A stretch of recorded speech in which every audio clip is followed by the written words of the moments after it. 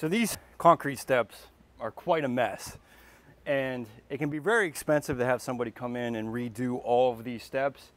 And in all intents and purposes, that would probably be the best way to go, is just to remove these completely and pour all new concrete in. I don't have the budget to be able to do that.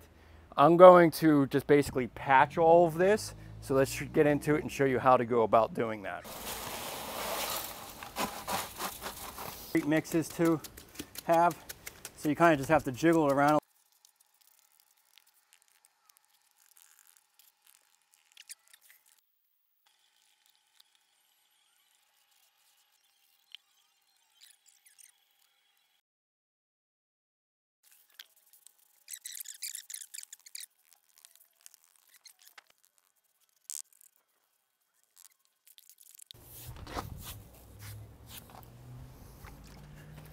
So one misconception that people think is renting a demo hammer to get rid of this. Now this will help on the floor. I might actually use this on the floor, but when it comes to the walls, this isn't very helpful. For one, it ends up vibrating the wall way too much, and then you end up with nail pops on the other side of the wall. And really, the amount of effort to hold this up and then try to bust this out, it's just a lot more effort on your body and your back for that matter, holding one of these. So I'll just demonstrate real quickly.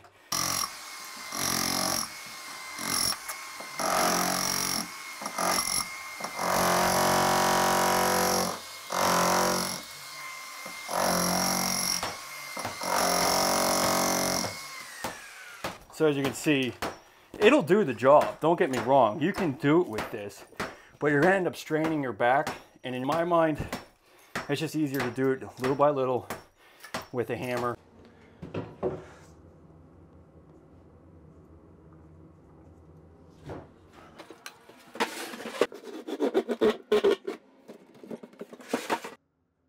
you even get that? I did. Okay, all right.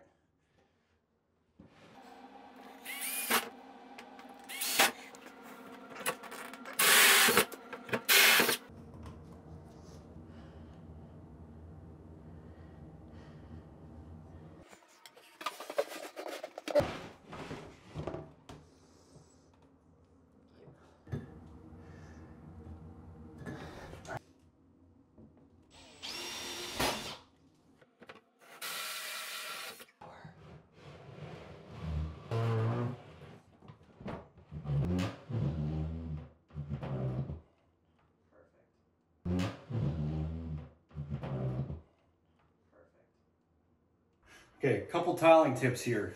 Burn the thinset into the substrate. And then when you're using leveling clips, just take a finger or just wipe off the edges of your tile. But if you remove the thinset on the edge of the tile, you'll make sure that when you break these out, that you're not going to get them stuck within the tile. Just do that, and then when you set the tile, but you want to back butter the tile with the back side of the trowel. This is going to give you better coverage and make sure that it's well bonded. So when you set this into place, okay, and then with your wedges, it's easiest if you go against, push this towards the tile that you already have set. This will make sure that your joints stay in line with one another. Having these wedge systems is going to make sure that this lippage stays nice. I hope those tips helped you out. Follow me for more bathroom remodeling advice. Okay, so this is a common problem in the new construction patio home, or basically a concrete subfloor, and that is putting a plumber's box around here. And most plumbers do this just because they don't know what kind of shower drain is going to go in here. So we're going to have to fill the rest of this in so that we can do our Schluter pan effectively. So there's always usually 2x4s or something within the wall, so we got to get rid of those first.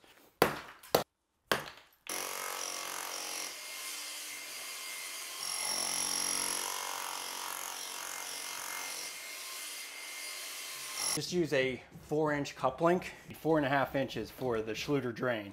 Use is just some fast setting Saccrete.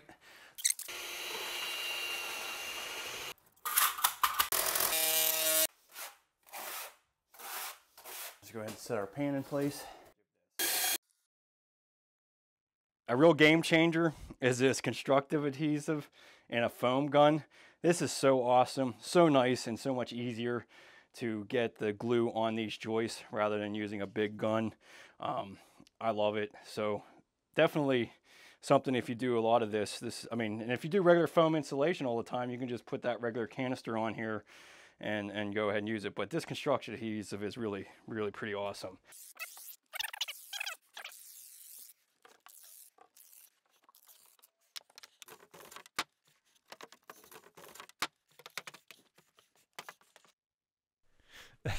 So be careful with this stuff. This stuff is amazing stuff. It works really well to get it on your joist, but if you punctured the side of the can, oh my goodness, what an absolute disaster. Luckily, I'm renovating this entire house, and the carpet and all of this stuff doesn't matter. You just had to use a little bit of acetone to remove it. Okay, so we'll take out our test plug here. So for this, counterclockwise, put about 4 to 5 revolutions of Teflon tape, and then use some of the pipe thread sealant.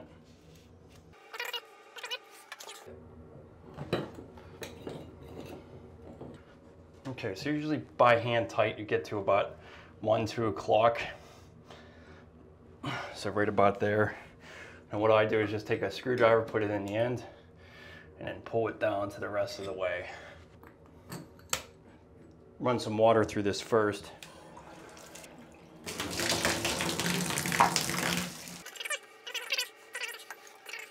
Important thing on these shower heads, you want to make sure you have that rubber gasket in there.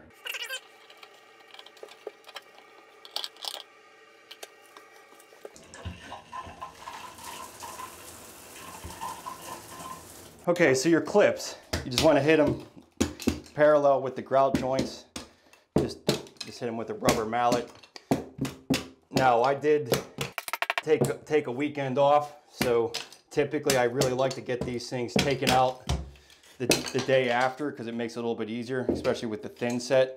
But we're going to show you something here that will make it a little bit easier. You know, what's really helpful is using some sulfamic acid with water to soften up that so you just, set. I got a little spray bottle here. I don't know, I think that's like a quart. But just put a couple tablespoons of this in there. About 5-10 minutes later, after letting that set, the sulfamic acid, it'll be much easier to clean out your joints. But using that sulfamic acid really softens this up and makes it a lot easier to remove this thin set. So I made a mistake here. I forgot a joint and it was leaking as soon as I turned on the water. So when that happens, you can't just go ahead and heat that and make that happen. You gotta take it apart. That's the only problem with copper, is that it just takes a little bit more time if you mess it up. So let's take this fitting out. And then I'll just have to re-sand the parts and put some new flux on it, because all that flux is probably gone now that the water pressure was on there. And this would be the same kind of scenario as that if you missed some solder on a joint and you had to redo it, you're going to have to pull the whole thing apart.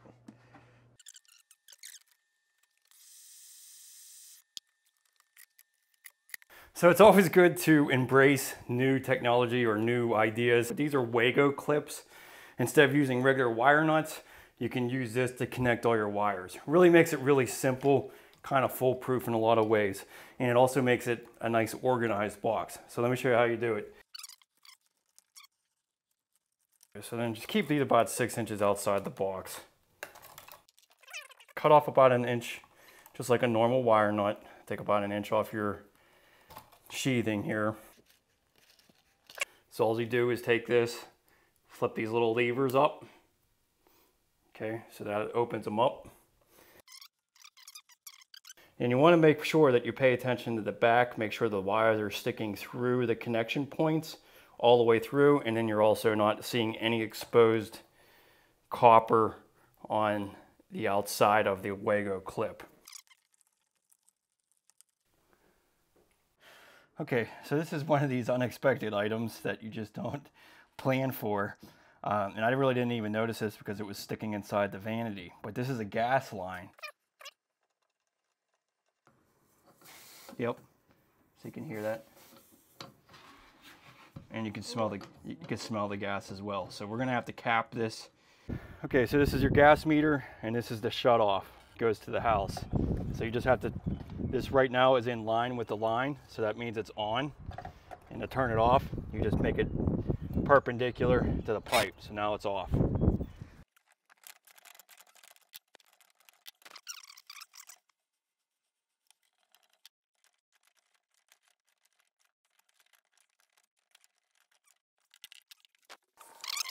All right, and if you want to test it, you can just spray some soapiness on there, see whether it's going to bubble up.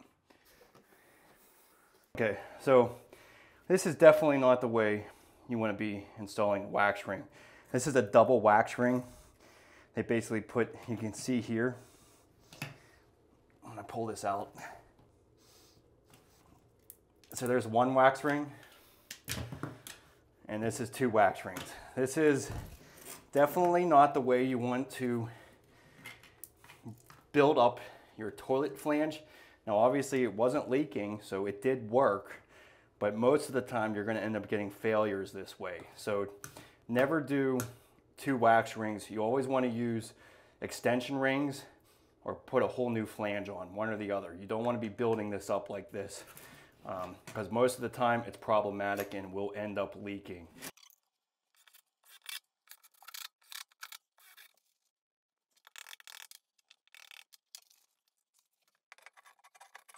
Okay, so the client wanted me to turn around this outlet to face inside of the bathroom. So these are these old metal boxes. They're a real pain in the neck to use. So if you're gonna change this around, I recommend getting a 4x4 box like this and get a plaster guard to convert it to a single box. This will make it easier to convert it. So we're gonna go turn off the breaker. Oh, there it is.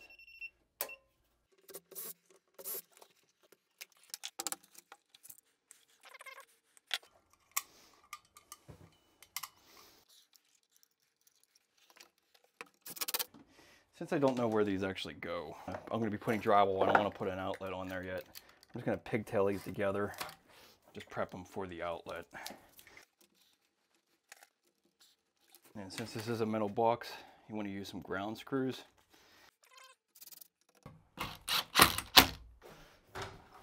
I always recommend your first row towel. Don't just set your first row towel and go all the way around. You need to be able to have the ability of scribe cutting this tile to get an even nice joint against your tubs.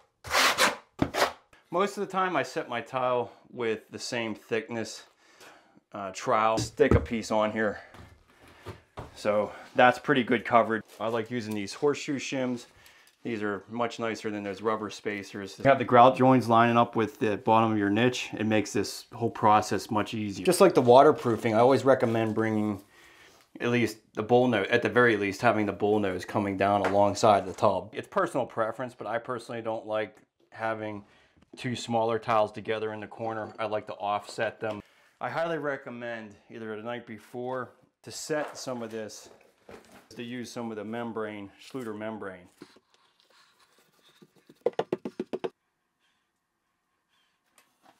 These guys, the best way to go about this is just to thread on your caps and use a driver bit.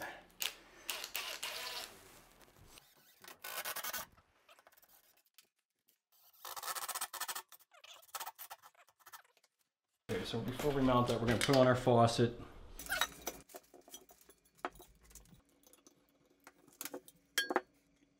This guy, this is the reason it's so easy, because it already has a rubber gasket on it, and this is just a push-in lever. So just hand tighten this, and that's all there is to it.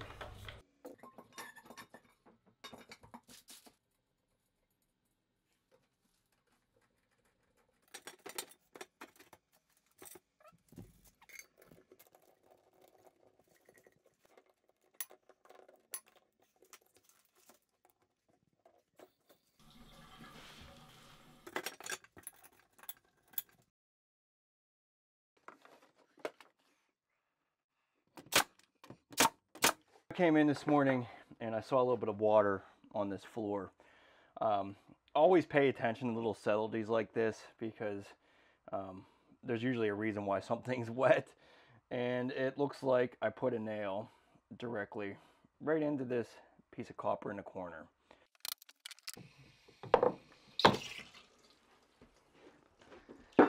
Yep, definitely punctured that.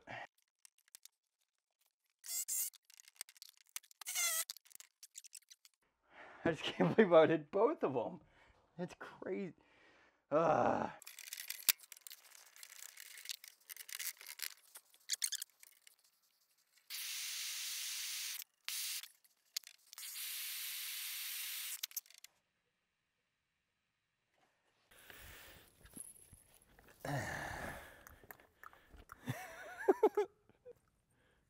I don't know if Santa wants you on his team. Maybe a little slow. Yeah, I think you're a little... How high could he fly? There, that's a good one. That's